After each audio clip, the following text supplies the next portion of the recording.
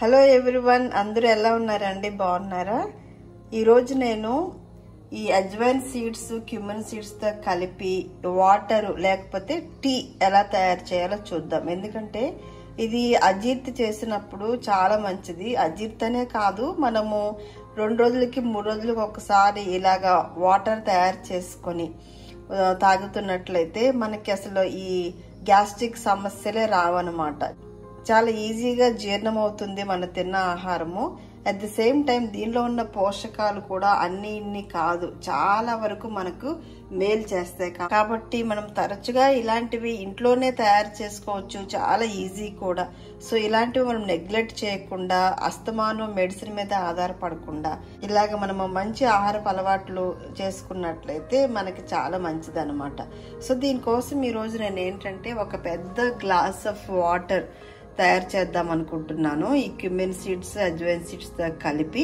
So దీనికోసం stove మీద ఒక గిన్నె పెట్టుకొని దాంట్లో 1 బావు వరకు వాటర్ తీసుకోవాలి. ఎందుకంటే మనము 5 to 7 minutes వరకు దీనిలో ఉడికిస్తాం కాబట్టి కొంత వాటర్ ఎవాపరేట్ అవుతుంది. అందుకని చెప్పి ఒక గ్లాస్ అనుకోండి, గ్లాసు బావు వాటర్ తీసుకోండి.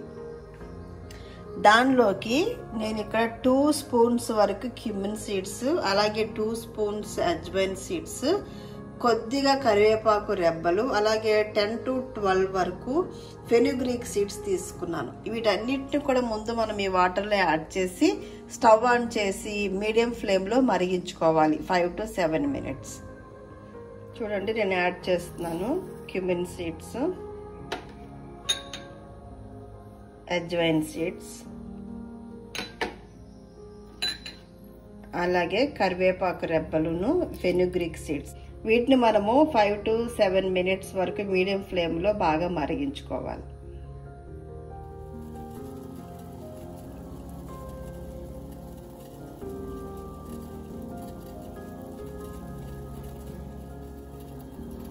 ఇది మనకు జీర్ణ వ్యవస్థకు హెల్ప్ చేయడంతో పాటు మనకి కోల్డ్, కాఫ్ ఇలాంటివి రెస్పిరేటరీ ఇన్ఫెక్షన్స్ కూడా హెల్ప్ చేస్తుంది అనమాట. మనము ఇది కొంచెం గోరువెచ్చగా ఉన్నప్పుడే తీసుకున్నట్లయితే గొంతులో చాలా సూదింగ్గా ఉంటుంది, త్వరగా కూడా మనకి ఉపశమనం లభిస్తుంది. సో ఇందులో ఉండే యాంటీ ఆక్సిడెంట్స్ మనకి ఇమ్యూనిటీని బూస్ట్ చేస్తాయి అన్నమాట. కాబట్టి మనం తరచుగా ఇలాంటివి చాలా సింపుల్గా ఇంట్లో రెడీగా అవైలబుల్గా ఉన్న ఇంగ్రీడియంట్స్ తో చేసుకుంటూ మన హెల్త్ ని మంచిగా కాపాడుకోవచ్చు అన్నమాట.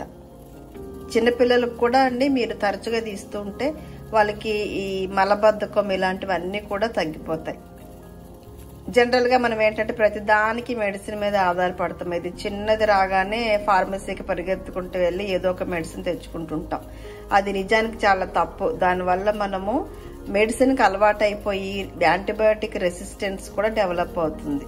కానీ ఇలాగా చిన్న చిన్న వాటికి ఇంట్లోనే రెమెడీస్ ఉన్నప్పుడు వాటిని ఎందుకు మనం తయారు చేసుకోకూడదు, ఎందుకు నేర్చుకోకూడదు? డెఫినెట్ గా మీరు కూడా ఇలాంటి టిప్స్ ఫాలో అవ్వండి. ఇప్పుడు చూడండి, ఇది మరిగిపోయింది. నేను ఇప్పుడు స్టవ్ ఆఫ్ చేసి కొద్దిగా చల్లబడిన తర్వాత అప్పుడు గ్లాసులోకి ఫిల్టర్ చేస్తాను.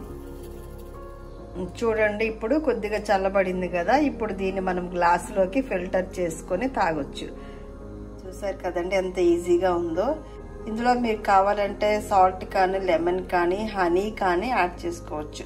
నేనైతే యాక్చువల్గా ఏమి యాడ్ చేయను, జస్ట్ లైక్ దిస్ ఇలాగే నేను తీసుకుంటాను అన్నమాట. I hope you enjoy this video. Thanks for watching. See you with another recipe. Till then, take care. Bye bye.